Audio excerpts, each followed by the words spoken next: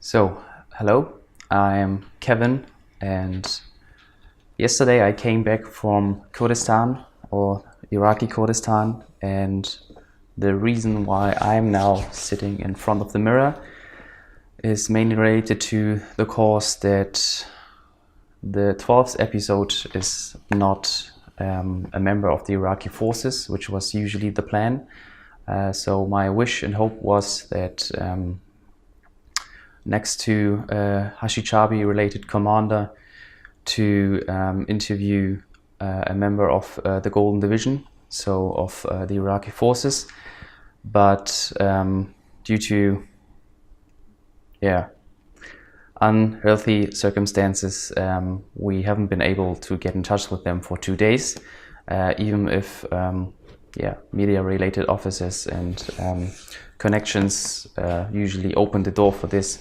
But in the end, my last 2 days in Iraq have been, because of that, a huge disappointment. And because my wish was to have 12 episodes of 12 minutes, the reason now is that I'm here and I will sit in front of the mirror, and maybe it will be the last episode or number 11. So this is about to discuss. And so just to give you an idea why this episode is not a member of the Iraqi forces, maybe a Golden Division, which was usually the plan. So the last, or this episode, will be me answering these questions in a smart little modified way, because I more want to reflect this whole journey. So because it's not me living in Iraq or in Kurdistan under these circumstances. Just to give you a feeling why this will be a little bit different episode. Tell us who you are. I'm Kevin, and I'm 29 years old. Tell us what you are. I'm an independent photographer, photojournalist, artist, and maybe after this project also include video projects into my body of work. What else defines me besides my work? I'm living in a wonderful shared flat of 4 people, who will soon be 4.5. And I'm also surrounded by wonderful friends and my wonderful family, who help me a lot to inspire me for projects like these, and to help me a lot, and who help me to reflect my things and experiences, and I'm very happy about that, and I think this a lot contributes who I am. Question number 3. Tell us, or this question will be a little bit modified. Tell us your most intense moment during this project. So I won't talk about my whole past. I will also I will always give answers to project-related moments and situations I faced. So question number 3 will be tell us your most intense moment during the project time, which will definitely be the day I met the ISIS fighter in Kirkuk. Because when I started this project, my idea is to get closer and closer to ISIS, and this was definitely as close as it gets, because I met actually 2 ISIS fighters on that day. And it more and more became clear. So in the morning I started with my driver and translator Hama to start in Erbil and driving through towards Kirkuk, which just had maybe a week before a heavy attack of 200 ISIS fighters. So Kirkuk is still not a very safe city as far as I'm concerned. So they had an attack of 200 ISIS fighters who came into the city center through forgotten tunnel system. So I felt quite unsafe, and at the same time I was so happy on the other hand that the Peshmerga allowed me to include one imprisoned ISIS fighter to this project. But on this day, so we drove to Kirkuk. The first stop we made was a very high security area where we met a commander and where we interviewed him to have some kind of introduction. And this whole area was packed with heavy guns and with special forces and with SWAT teams. And yeah, I was never surrounded by such heavy weaponed people, soldiers, special forces, and it was a weird introduction to also know at the same time, okay, soon I will meet this ISIS fighter, which it will be the core of my whole project. So and it even get more absurd. So after this meeting with the commander in the high security area, which was near the airport in Kirkuk, we have been escorted by a SWAT team towards the prison. And I mean, it was super weird because we just drove behind them in our usual car, so it wasn't protected or gun-proof or whatever. And this SWAT team more or less attracted so much attention that I, in the end, felt more unsafe than I felt safe, them escorting me to the prison.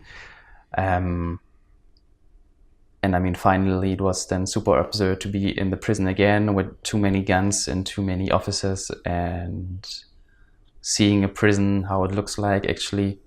And in the end, to have this just 15-year-old ISIS fighter sitting in front of you, which has been one of the happiest and one of the weirdest moments, I think, in my whole life, not just during the project trip,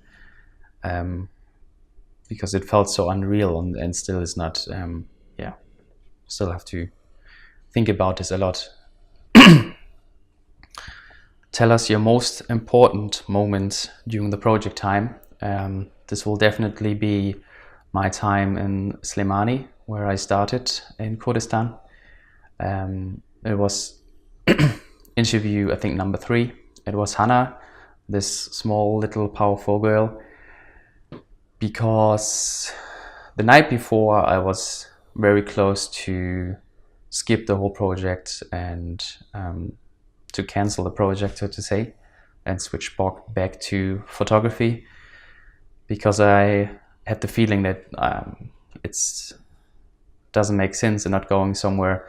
But after this interview, she was very emotional, and I felt that it did something with her.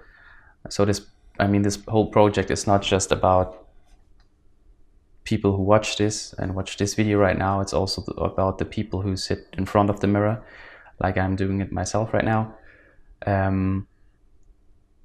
And after this moment, it felt right. And she also told me, Kevin, you should also sit in front of the mirror, which a funny fact I'm doing right now. And so she gave me a really good feeling that this project is going somewhere.